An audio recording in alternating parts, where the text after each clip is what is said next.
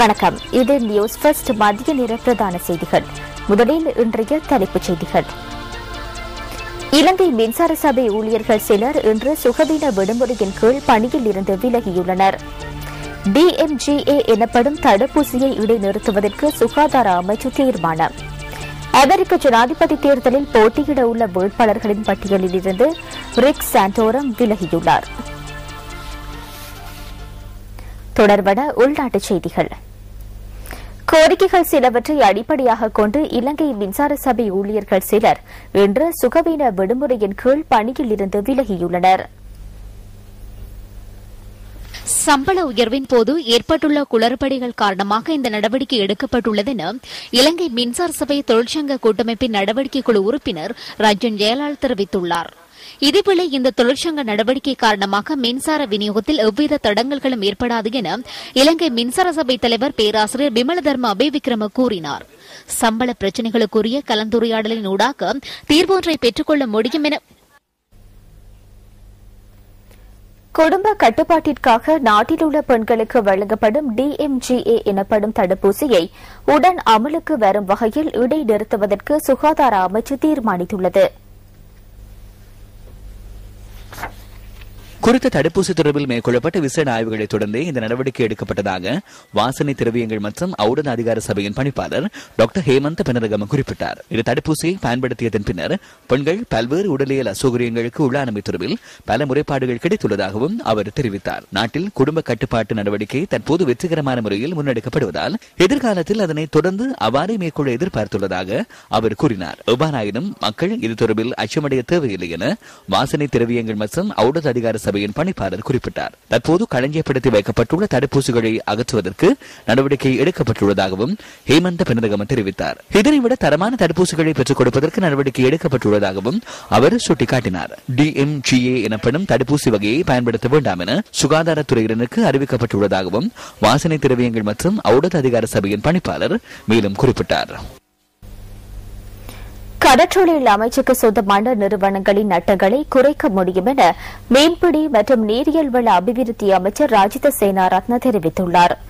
எமது துறைமுகத்தை நாம் பாதுகாப்போம் என்ற துணிப்பொருளின் கீழ் மிரிச துறைமுக அபிவிருத்தி வேலைத்திட்டங்கள் சிலவற்றில் கலந்து கொண்டு உரையாற்றிய போதே அவர் இதனை கூறியுள்ளார்.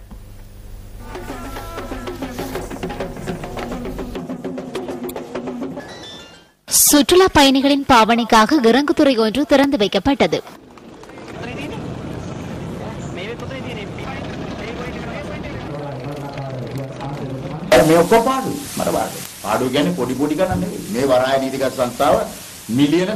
என்னிடம் பொறுப்புகள் ஒப்படைக்கப்படும் போது இவை அனைத்தும் சிறியதொரு நட்டத்தை எதிர்நோக்கியிருக்கவில்லை.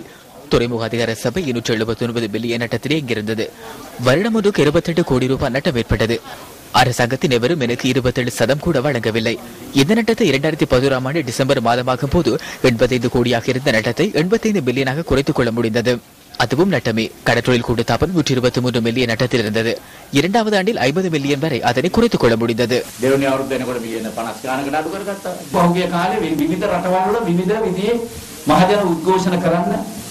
கடந்த காலங்களில் பல்வேறு நாடுகளில் பல்வேறு விதங்களில் மக்கள் ஆர்ப்பாட்டங்களை நடத்தினர். அவ்வாறு இல்லையானால் 4, 5, 6ஆக பிளவுபட்டதே இருந்தது. இன்று அங்கு யுத்த நிலை காணப்படுகிறது. இன்று அங்கு கொலை சம்பவங்கள் இடம்பெறுகின்றன. இறுதியில் மக்களுக்கு கிடைத்தது ஒன்றுமில்லை. ஏதேனும் வளம் ஒன்று இருக்குமா என அதனையும் சூறையாடியே சென்றனர்.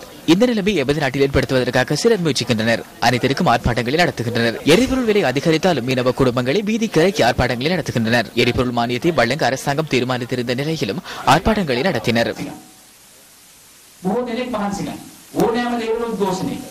තෙල් මිල වැඩි වුණාම දීවර ජනතාව පාරට බස්සලා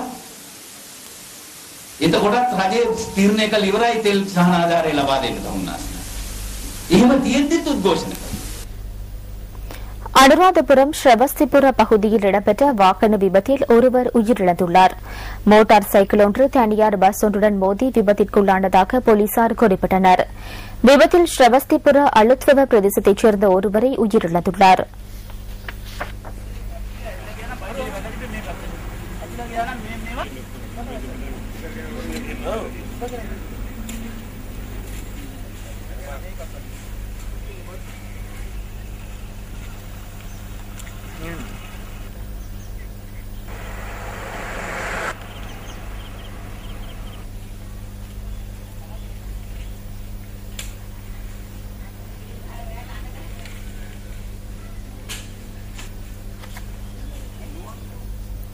ரக்குவானை பஸ்வெலிகந்த பிரதேசத்தில் பொல்லால் தாக்கப்பட்டு ஒருவர் கொலை செய்யப்பட்டுள்ளார். இந்த கொலைச் சம்பவம் இன்று அதிகாலை 1:30 அளவில் இடம்பெற்றுள்ளதாக போலீஸ் ஊடக பேச்சாளர் போலீஸ் அத்தியட்சகர் அஜித் ரோகன குறிப்பிட்டார். சம்பவத்தில் 49 வயதான ஆறுமுகன் ராமகிருஷ்ணன் என்பவரை உயிரிழந்துள்ளதாக போலீஸ் ஊடக பேச்சாளர் கூறினார். இரு தரப்பினருக்கிடையில் ஏற்பட்ட வாய்த்தர்க்கமே இந்த தாக்குதல் சம்பவத்திற்கான காரணம் என தெரிவிக்கப்படுகின்றது. இந்த சம்பவத்துடன் தொடர்புடைய இரு சந்தேக நபர்கள் அடையாளம் காணப்பட்டுள்ளதுடன் குறித்த இருவர் பிரதேசத்தை விட்டு தப்பிச் சென்றுள்ளதாக போலீஸ் ஊடக பேச்சாளர் குறிப்பிட்டுள்ளார். இந்த கொலை சம்பவம் தொடர்பான மேலதிக விசாரணைகளை ரக்குவானை போலீசார் மேற்கொண்டு வருகின்றனர். கொழும்பில் இருந்து மாத்தறை வரை இன்று முதல் விசேட ரயில் சேவையொன்று நடைமுறைப்படுத்தப்பட உள்ளதாக ரயில்வே திணைக்களம் குறிப்பிடுகின்றது. புத்தாண்டு விடுமுறையை முன்னிட்டு சொந்த இடங்களுக்கு செல்லும் மக்களின் வசதி கருதி இந்த நடவடிக்கை எடுக்கப்பட்டுள்ளதாக ரயில்வே போக்குவரத்து அத்தியட்சகர் தெரிவித்துள்ளார். புனரமைப்பு பணிகள் நடைபெறுவதால் மட்டுப்படுத்தப்பட்ட தற்காலிக ரயில் சேவைகள் மாத்திரமே இடம்பெறும் என அவர் குறிப்பிட்டார். ஏப்ரல் 19ஆம் தேதிக்கு பின்னர் கரையோர ரயில் மார்க்கத்தில் ரயில் சேவைகள் வழமை போன்று இடம்பெறும் என ரயில்வே போக்குவரத்து அத்தியட்சகர் கூறினார். கொழும்பு உள்ளிட்ட சன நெருக்கடி மிக்க பிரதேசங்களில் பயணிகளின் பாதுகாப்பை உறுதிப்படுத்தும் வகையில் சிவில் ஆடைகளை அணிந்த போலீஸ் அதிகாரிகளை பாதுகாப்பு கடமைகளில் ஈடுபடுத்த நடவடிக்கை எடுக்கப்பட்டுள்ளது. கொள்ளைச் சம்பவங்களில் ஈடுபடும் மற்றும் அனுமதியின்றி பஸ்களை செலுத்தும் சாரதிகளை கைது செய்வதற்காக இந்த நடவடிக்கை எடுக்கப்பட்டுள்ளதாக போலீஸ் ஊடக பேச்சாளர் போலீஸ் அத்தியட்சகர் அஜித் ரோகன கூறினார்.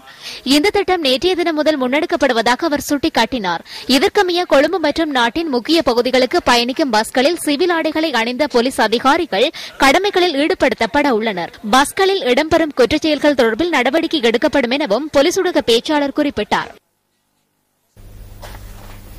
சிறுவர்களின் பாதுகாப்பை உறுதிப்படுத்தும் வகையில் கிராமிய மக்களை தெளிவுபடுத்தும் புதிய வேலை திட்டம் ஒன்றை சிறுவர் பாதுகாப்பு அதிகார சபை ஆரம்பிக்க உள்ளது. சிறுவர்களை எவ்வாறு பாதுகாப்பது என்பது தொடர்பில் நாடு முழுவதும் உள்ள உதவி அமைப்புகளின் உறுப்பினர்களை தெளிவுபடுத்த உள்ளதாக சிறுவர் பாதுகாப்பு அதிகார சபையின் தலைவர் சட்டத்தரணி அனுமா திசா நாயக்க குறிப்பிட்டுள்ளார். இந்த வேலைத்திட்டம் இம்மாதம் 23ஆம் தேதி முதல் நடைமுறைப்படுத்தப்பட உள்ளது. இதற்கமைய சிறுவர் பாதுகாப்பு அதிகார சபையின் உறுப்பினர்கள் வருடம் ஒருமுறை குறித்த உதவி அமைப்புகளுக்கு சென்று சிறுவர் பாதுகாப்பு தொடர்பில் ஆலோசனைகளை வழங்கி மக்களை தெளிவுபடுத்த வேண்டும் என அவர் தெரிவித்துள்ளார். அறியாமை காரணமாகவே சிறுவர்கள் தவறிழைப்பதாக சிறுவர் பாதுகாப்பு அதிகார சபை சுட்டிக்காட்டியுள்ளது. நந்தன புதுவருட பிறப்பினை முன்னிட்டு நாட்டின் பல பகுதிகளிலும் சித்திரை புத்தாண்டு வியாபார நடவடிக்கைகள் களை கட்டியுள்ளதாக தெரிவிக்கப்படுகின்றது. அதிகளவிலான நுகர்வோர் பொருள் கொள்வனவில் ஆர்வம் காட்டி வருவதாகவும் எமது பிராந்திய செய்தியாளர்கள் தெரிவிக்கின்றனர்.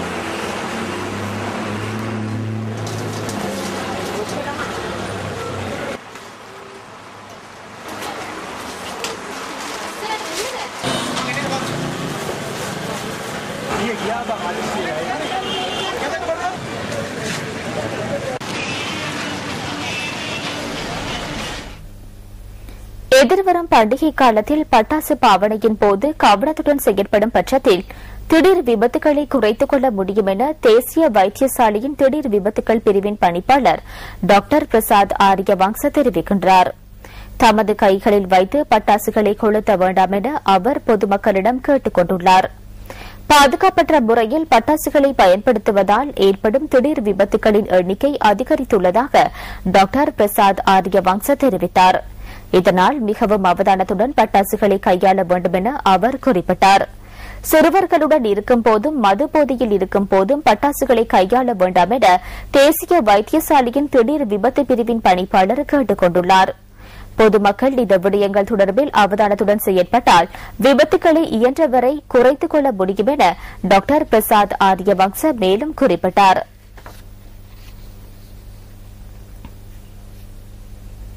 மாற்று அரசியல் கருத்துக்களை வெளிப்படுத்தியமையை கருத்திற்கொண்டு ஒருவரை கடத்துவது ஜனநாயகத்திற்கு எதிரான செயல் என கொழும்பு பேராயர் மெல்கம் கர்தினால் ரஞ்சித் தாண்டகை மற்றும் இதோபானே தம்மலாங்கார தேரர் ஆகியோர் குறிப்பிட்டுள்ளனர். அனைத்து கடத்தல் சம்பவங்களும் மக்களின் தனித்துவத்தினை மீறும் ஒரு செயல் என அவர்கள் வெளியிட்டுள்ள கூட்டறிக்கையில் தெரிவிக்கப்பட்டுள்ளது. அத்துடன் கடத்தல் சம்பவங்கள் அனைத்து சமயங்களுக்கும் எதிரானது ஒரு செயல் எனவும் அந்த கூட்டறிக்கையில் சுட்டிக்காட்டப்பட்டுள்ளது. நாட்டின் பொது சட்டத்துக்கு மாறாக செயற்பட்டிருந்தார்களாயின் போலீஸ் அல்லது சட்டத்தினூடாக தண்டனை வழங்குவதை விடுத்து அதன் பொருட்டு மாற்று வழியினை பயன்படுத்துதல் தவறான செயல் என மெல்கம் கர்தினால் ரஞ்சித் தாண்டகை மற்றும் இத்தைப்பானி தம்மாலங்கார தேரர் குறிப்பிடுகின்றனர்.